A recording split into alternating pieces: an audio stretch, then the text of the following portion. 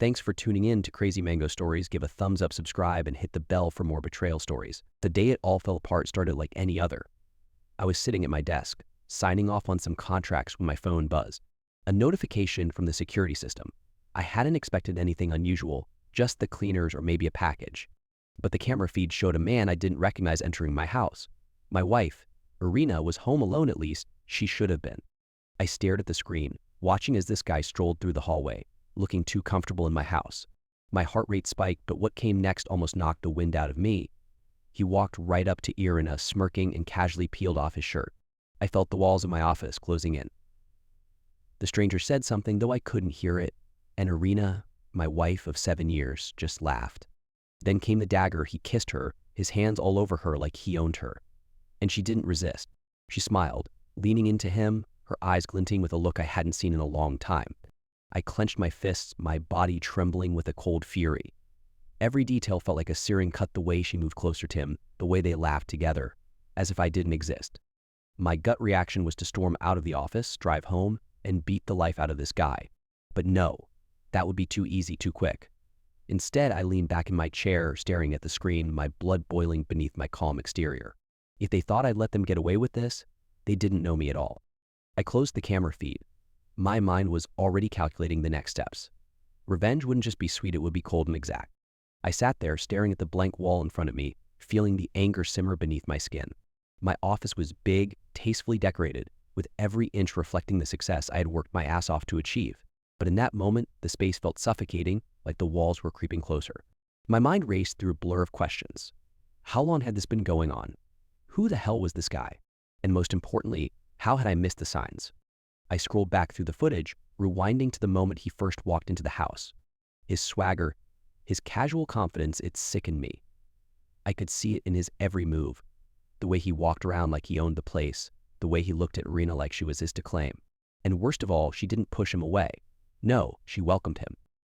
The realization hit me hard. This wasn't some random encounter. It wasn't a drunken mistake at a party. This had been planned. This was a betrayal that had been brewing behind my back for God knows how long. I gripped the edges of my desk, my knuckles turning white as I tried to suppress the urge to smash something. I forced myself to breathe, long and deep. Acting on impulse wouldn't help me here. I wasn't the type to fly off the handle without thinking things through. If I was going to handle this, I needed to be smarter than both of them. But I couldn't just confront her and demand answers. That would only give her the chance to deny it, twist the narrative, make excuses. No, I needed to hit them where it would hurt the most. I glanced back at the screen one last time, just in time to see them heading upstairs. My stomach churned with disgust, but I swallowed it down. This was going to end on my terms, not theirs. I reached for my phone and dialed my lawyer. I had built a life that was far too valuable to lose over a cheating wife, and I wasn't going to let her walk away with a single dime more than she deserved. As the phone rang, my mind clicked into gear, forming the plan. I wasn't just going to end this marriage, I was going to burn it to the ground and expose her for the liar she was. And that asshole lover of hers, he wasn't getting off easy either. Alexei, my lawyer, answered, "What's going on?" "I need a favor," I said, my voice low and controlled. "I need to know how we can make a divorce as ugly as possible." There was a brief pause on the other end. "That bad?" "Worse," I replied. "I'll send you some footage. I want everything she's ever touched to crumble. The house, the money, her reputation. She's going to walk out of this with nothing." I hung up the phone, the first piece of my plan already in motion. This wasn't just about ending our marriage anymore. This was about revenge.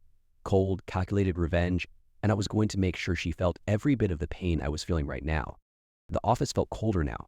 The plan had been set in motion, and with every passing minute, I felt the weight of my decision sinking in. I wasn't going to confront Irina just yet, that would come later. The betrayal had stung deep, but the satisfaction of watching her world collapse piece by piece, that would be my real revenge. I leaned back in my chair, replaying the scene in my head.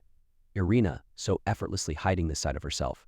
How many nights had she kissed me goodbye, whispering sweet nothings, knowing full well that she'd been sharing her body, her mind, with someone else? How many times had I gone on business trips, trusting her, while this stranger came into my home, into our bed? The thought gnawed at me, but I forced myself to stay focused. I couldn't let the anger consume me, not yet.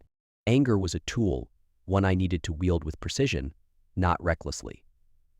That's how she would lose everything. This wasn't about smashing things in a fit of rage. This was about making sure she regretted every single moment she spent betraying me. I opened my computer, accessing the home surveillance footage from the last few months.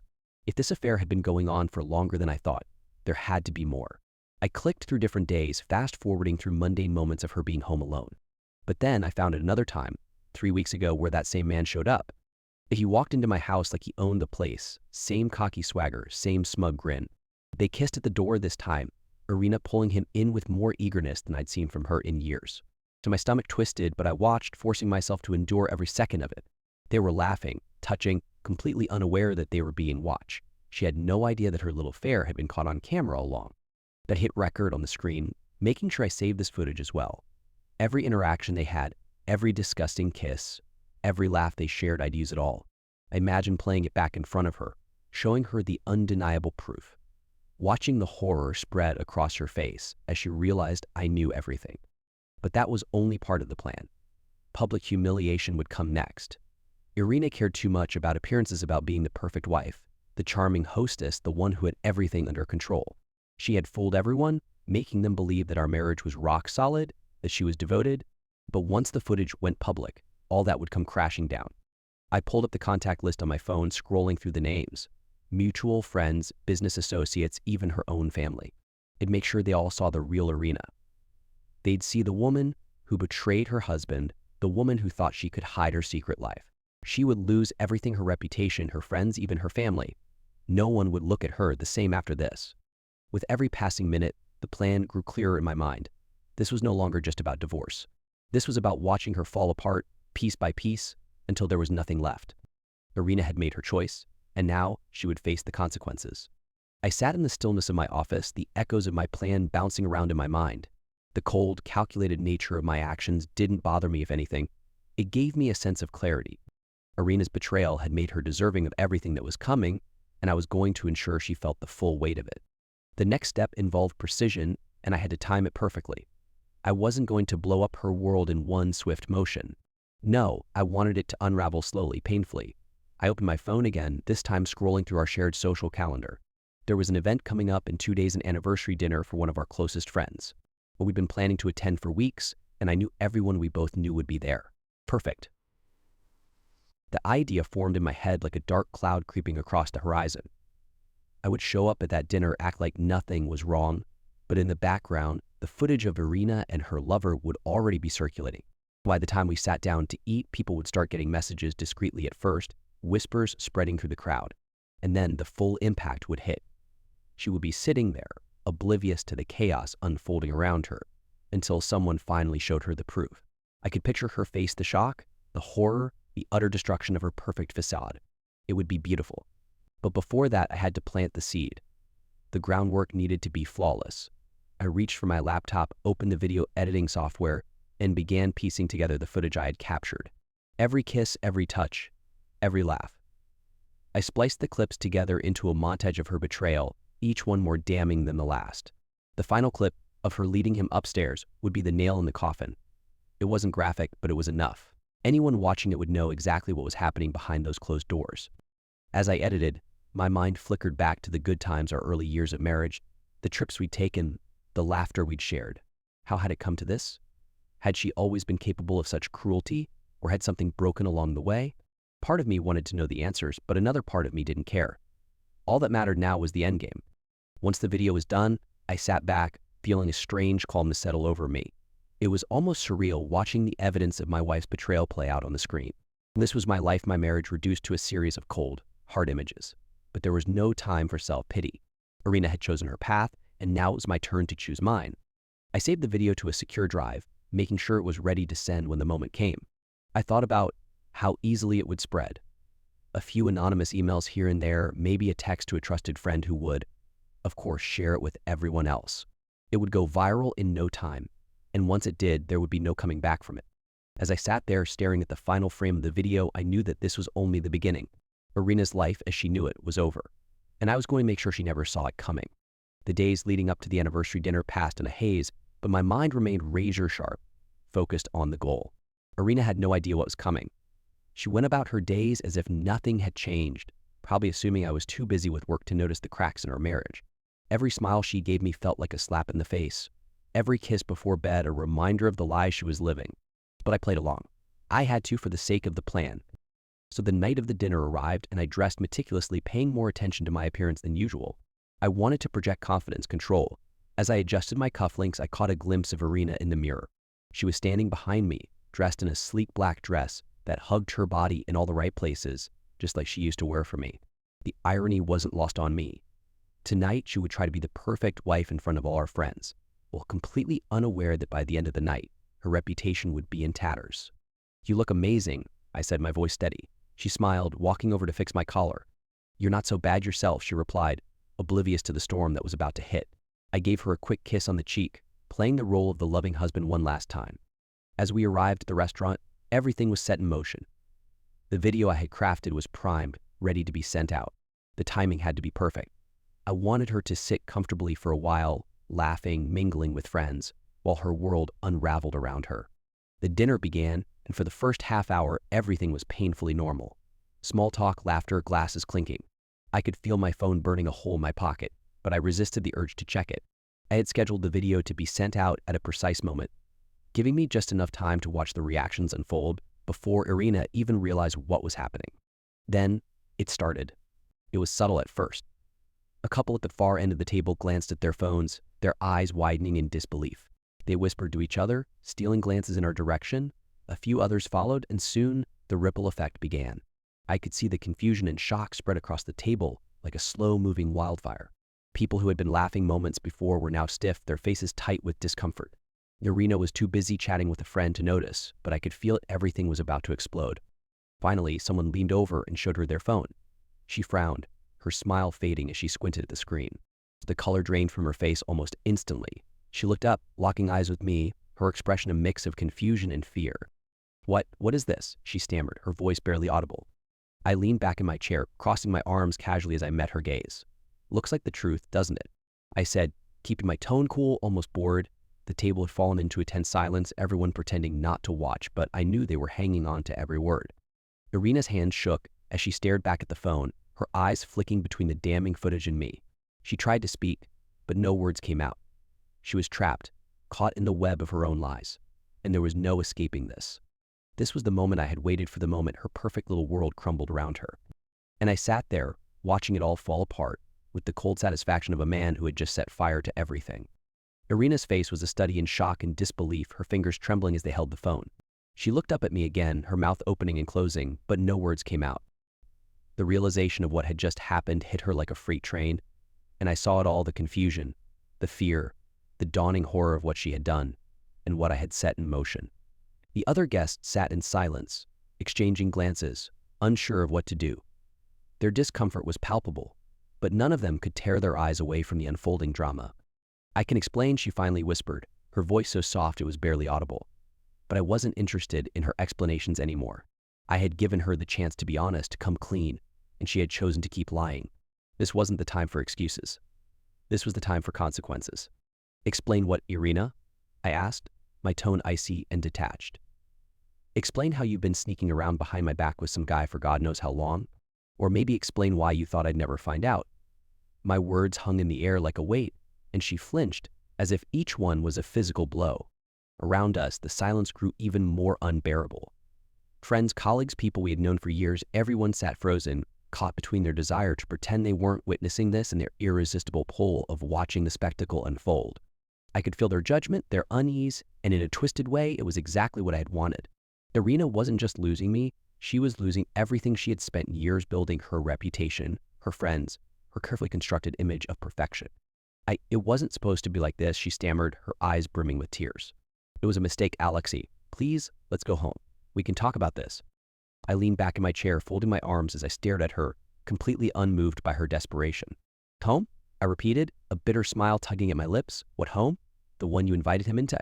The one you destroyed the moment you let him through the door?" Her tears started falling now, but it didn't matter. She could cry all she wanted, there was no undoing this. She had made her choice, and now she would have to live with the consequences. I didn't want her sobbing apologies.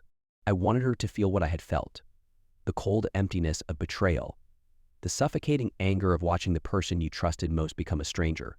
The room was thick with tension, every eye on us. I could sense the whispers building, people exchanging glances, no doubt piecing together what had just been revealed. So by now, the video would be spreading beyond this room, sent from phone to phone, shared in hushed conversations. Irina's secret life was no longer a secret. She had been exposed, publicly humiliated, and there was no running from it now. "Irina," I said, my voice low but firm, "I'm done. There's nothing left to say. You've made your bed, and now you'll lie in it alone." I stood up, tossing my napkin onto the table as I looked down at her one last time. The broken expression on her face, the disbelief, the guilt, the raw panic, it should have made me feel something. But all I felt was cold satisfaction. So without another word, I turned and walked away, leaving her sitting there in the ruins of her life. The crowd parted as I moved toward the exit, their eyes following me, but no one dared to speak. They didn't need to. I had already said everything that needed to be said. As I walked out of the restaurant, the cool night air hit my face, and for the first time in hours, I felt like I could breathe. The weight that had been crushing my chest since I saw that footage had lifted, if only slightly. The door closed behind me, muffling the sounds of the dinner party I had just left in chaos. I stood there for a moment, my heart still racing from the confrontation. The satisfaction I had imagined watching Irina crumble, seeing her world collapse, was real, but it wasn't as sweet as I had thought it would be. It didn't fill the emptiness inside me. Nothing could. I walked slowly to my car, the sound of my footsteps echoing in the quiet street. My phone buzzed in my pocket, but I ignored it. I knew what it was: messages, missed calls, maybe from friends, maybe from Irina herself. People would want explanations, details, gossip. They'd want to know if what they just witnessed was real or some sick joke, but I wasn't in the mood to entertain their curiosity. I had done what I came to do. Irina's humiliation was complete. And yet, as I unlocked my car and slid into the driver's seat, I realized it wasn't enough. The engine roared to life, but I didn't drive off right away. I sat there, staring at the steering wheel, feeling the weight of it all pressing down on me. The anger that had fueled me for days, that cold, burning need for revenge, was starting to fade, replaced by something else. Something darker. Emptiness. So what now? I had exposed her, shattered the image of the perfect wife she had worked so hard to maintain. I had made sure everyone knew what she had done. But as I sat there, the question gnawed at me. What now? I could picture her still sitting at that table, surrounded by whispers and judging eyes, her life in ruins. I had won, hadn't I? This was the victory I had wanted, wasn't it? But there was no joy in it, no relief. Just a hollow ache where the anger used to be. I had lost something too, and it was more than just a marriage. It was the life I thought we had, the trust I had in her. All of it was gone, and I wasn't sure what was left. My phone buzzed again, and this time I glanced at the screen. A message from my lawyer, asking if I was ready to proceed with the next steps of the divorce. I stared at it for a long moment before typing out a quick reply. Yes, start everything. That was it. The final nail in the coffin of our marriage. I had done what I needed to do, and there was no going back. But as I pulled out of the parking lot and drove aimlessly through the dark streets, I realized that while I had taken away everything from Irina, I had taken something from myself too. The part of me that had loved her, that had believed in her, was gone. I wasn't the same man anymore. Revenge had changed me, hollowed me out in ways I hadn't expected. I had won the battle, but I wasn't sure what kind of man was left standing. The drive home was a blur of streetlights and empty roads, the silence of the night pressing down on me. The satisfaction that had once fueled my every move had evaporated, leaving behind a hollow void that gnawed at my insides. I thought revenge would feel like victory, like some kind of triumph over the betrayal, but all it had done was deepen the emptiness. As the city lights faded into the distance and the suburbs swallowed me, I realized that destroying Irina hadn't brought the closure I was craving. It pulled into the driveway of our house, no, my house now, the place I had built where I had imagined a future, a family. But now it felt like a foreign landscape full of memories that belonged to someone else. Memories that didn't match the reality I'd uncovered. I sat in the car for a long time, staring at the darkened windows, wondering how everything had spiraled so far out of control. When I finally stepped out of the car, the night air was thick with the smell of rain. It was late, but I didn't feel tired, just numb. I walked to the front door, my feet dragging like I was wading through deep water. I unlocked the door and stepped into the house, the familiar scent of home hitting me, but it no longer felt comforting. This place wasn't home anymore. It was just a house filled with ghosts of what could have been. The silence inside was deafening, oppressive. I walked through the hallway, past the living room where Irina and I had spent countless nights curled up on the couch, laughing, watching movies, sharing moments that now felt like lies. I made my way upstairs, the creak of the wooden steps beneath me sounding louder than Yauro. When I reached the bedroom, I stopped at the doorway, my hand resting on the frame. The bed was neatly made, the room perfectly tidy, as if nothing had changed. but everything had. The sight of that bed, the bed we had shared for years, made my stomach twist. I couldn't even bring myself to step inside. It wasn't my room anymore. Not really. I turned away and headed down the hall to the guest room. It was small, barely furnished, but at least it was untouched by the memories of her. I dropped onto the bed, staring up at the ceiling, feeling the weight of the night crash down on me. My mind raced, replaying everything that had happened at the dinner. The shock on Irina's face, the whispered conversations, the silent judgment from our friends. I had wanted to destroy her, to make her feel the way I had felt when I first saw that footage. And I had done it. But why didn't it feel like enough intrigue? I turned over, my hand instinctively reaching for my phone. A part of me wanted to see if she had tried to contact me, to hear what pathetic excuse or apology she might offer now. But the screen was blank. No messages, no missed calls. It was like she had disappeared from my life already, a ghost fading into the background. The quiet of the house felt heavier than ever. I lay there alone in the darkness, realizing that while I had destroyed her world, I had destroyed a part of mine too. The person I had been, the man who had once loved, trusted, and believed in her, was gone. And in his place, there was only the man who had exacted revenge, who had torn everything apart but found nothing to replace it. In that moment, I understood something I hadn't before. Revenge doesn't heal. It doesn't fill the void left by betrayal. It just deepens the wound, leaving you hollow, alone with the wreckage you created. And now, as I lay there in the stillness, I had to figure out how to live with the ruins.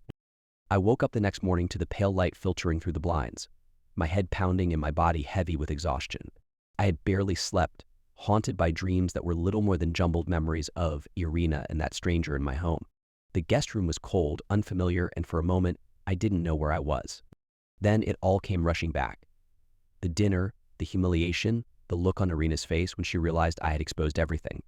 I sat up slowly, the ache in my chest returning, sharper now like a fresh wound. The events of the previous night played on repeat in my mind, each detail vivid and painful. For the victory I had imagined felt distant now, hollow, like it belonged to someone else. All that was left was the wreckage of a marriage that had once meant everything to me, and I didn't know how to pick up the pieces. I checked my phone, half expecting to see a message from Irina, an apology, a plea, anything. But the screen was empty, as silent as the house around me. She hadn't called, hadn't texted, hadn't even tried to explain. Maybe she knew it was over. Maybe she realized there was nothing left to say. Dragging myself out of bed, I made my way downstairs, my footsteps echoing in the stillness. The house felt different now, colder, emptier. Every room was filled with memories of her, of us, and it stung to walk through the spaces that had once been ours. The kitchen, where we had shared countless meals in quiet mornings, now felt like a graveyard of forgotten moments. The living room, with its framed pictures of vacations and holidays, was just a museum of a life that no longer existed. I stood by the kitchen counter, staring blankly at the coffee maker, but the idea of eating or drinking anything felt pointless. My mind kept drifting back to the night before, to the way everyone had looked at us when the truth came out. The whispers, the glances, the tension that had settled over the room like a thick fog.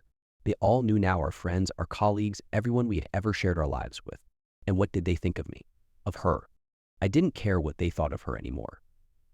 Irina had destroyed any shred of respect I had left for her the moment she let that man into our lives. But what about me? I had orchestrated her downfall, publicly humiliated her, and torn apart the carefully constructed image of our perfect marriage. What kind of man did that make me? The answer lingered in the air, heavy and uncomfortable. I grabbed my phone, scrolling through my messages, finding the lawyer's name again. Divorce was inevitable now.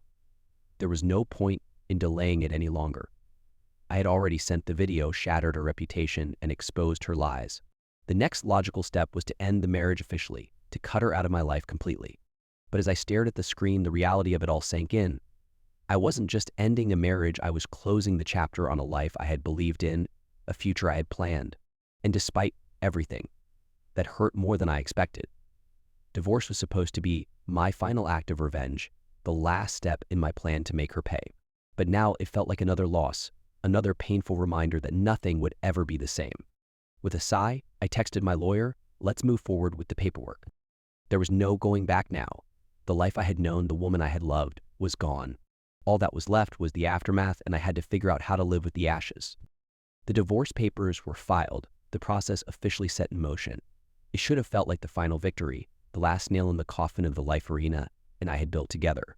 But as I sat in the lawyer's office, signing the documents that would legally end our marriage, it felt less like a triumph and more like the closing of a book one had never wanted to finish. The crisp pages of the agreement, so full of legal jargon and cold facts, were the last remnants of what was once a life filled with warmth, love, and trust. Now, they were reduced to signatures, to formalities, to the dividing lines of assets and property. When I left the office, stepping into the bright daylight, everything felt surreal. The sun was shining, the streets were alive with people going about their day, but I felt like I was walking in a dream. It was over. Irina was no longer my wife, and the life we had shared was now officially a thing of the past. The divorce had been swift, thanks to the irrefutable evidence I had gathered and the leverage I held. She didn't fight it. She didn't even show up to contest anything. It was almost as if she had resigned herself to her fate, as if she knew she deserved everything that was coming to her. For a brief moment, I wondered where she was now, what she was doing.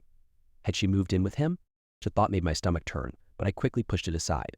It didn't matter anymore. She wasn't my concern. Not anymore. I drove home in silence, the radio turned off, the streets a blur outside the window. As I pulled into the driveway, the house loomed large and empty, a shell of what it used to be. I walked inside, the sound of the door closing behind me echoing through the empty rooms. The house felt different now, devoid of the life and energy it once had. Every corner seemed to carry the weight of memories, good ones, bad ones, but all of them tainted now by what had happened. I found myself standing in the living room, staring at the framed photos on the wall, pictures of vacations, of holidays, of moments that once felt so full of joy. My eyes landed on one of Irina and me, taken on a trip to Italy a few years ago. Doubt we looked happy, genuinely happy. I remembered that trip. It had been one of the best times of our marriage. So we had laughed, explored the streets of Rome hand in hand, made love in a little hotel overlooking the ocean. And now, looking at that picture, all I could feel was the bitter sting of betrayal. I took the frame down, holding it in my hands for a moment before placing it face down on the shelf.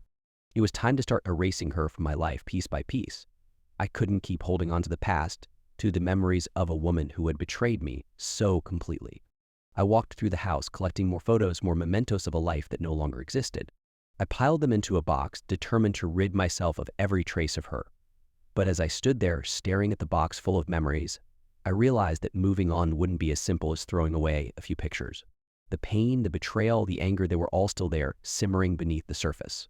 And no amount of erasing could change that. So I carried the box to the garage, placing it on a shelf where it would collect dust out of sight, out of mind.